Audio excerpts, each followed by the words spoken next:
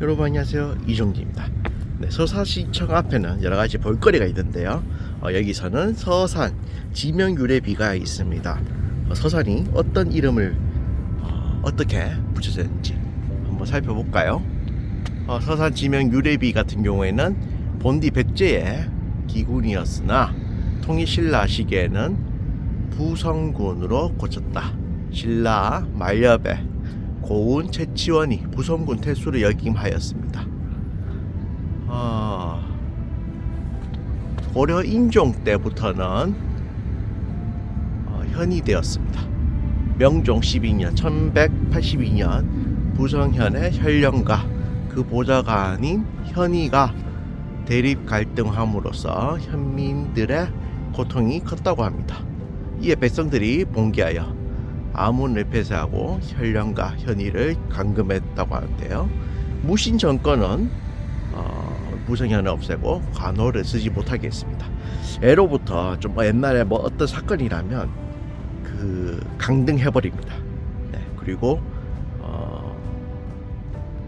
이제 중전만 가지고 이제 중전이 이제 된다 하면 그 출신 지역을 또 승격하기도 합니다.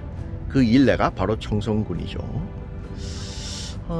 지금 여기 보면 충렬왕 1281년에 부성현 출신 양열공 정인경이 국가에 끼친 공로를 인정하여 서산군으로 독립시켰습니다. 제가 말씀드렸듯이 이렇게 공이 있으면 지역이 승격되기도 합니다. 102년 만에 복군되었습니다. 정인경은 남송에서 고려로 귀한 성리학자 전신보의 아들입니다. 문무를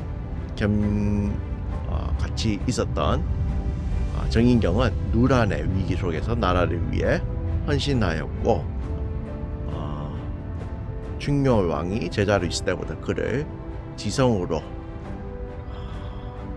받들었다고 합니다. 네. 그래서 이후 충렬왕이 즉위한 뒤 정인경의 공을 여러 차례 기리고 원전을 베풀었습니다. 네. 가장 큰 포상은 100여 년 동안 간호가 없이 내려왔던 부성현을 독립시키고 군으로 승격시켰죠. 네.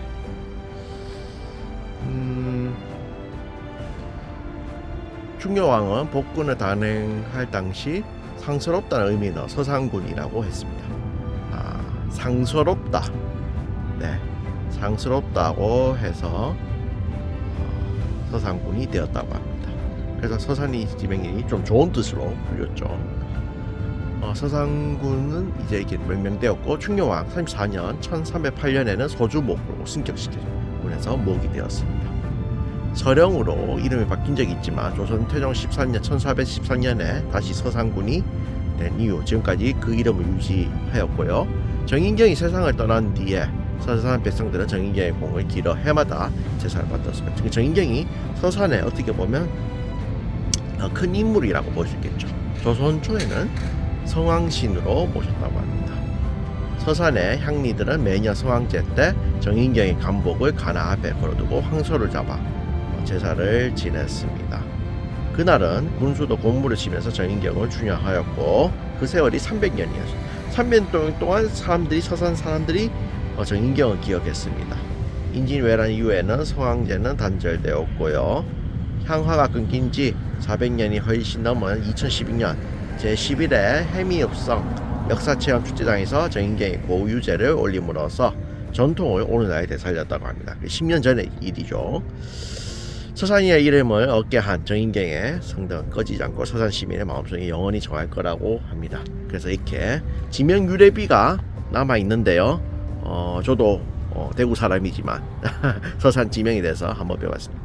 대구 같은 경우에는 옛날 달구벌로 불렸는데 이제 언덕이 많고 이제 크다 해서 그렇습니다. 네, 그래서 대구 지역은 분지라서 이제 뜨겁죠. 사우나처럼.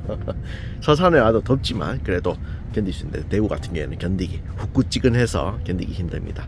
네, 오늘 이렇게 서산 여행하면서 오늘 여기서 또 숙박하고 내일 또 여행을 떠날 건데요. 오늘 서산에 대해서 한번 역사에 대해서 알아봤습니다. 다음번에도 서산의 소식 여러분과 함께 하도록 하겠습니다. 그러면 다음에 만나요. 안녕.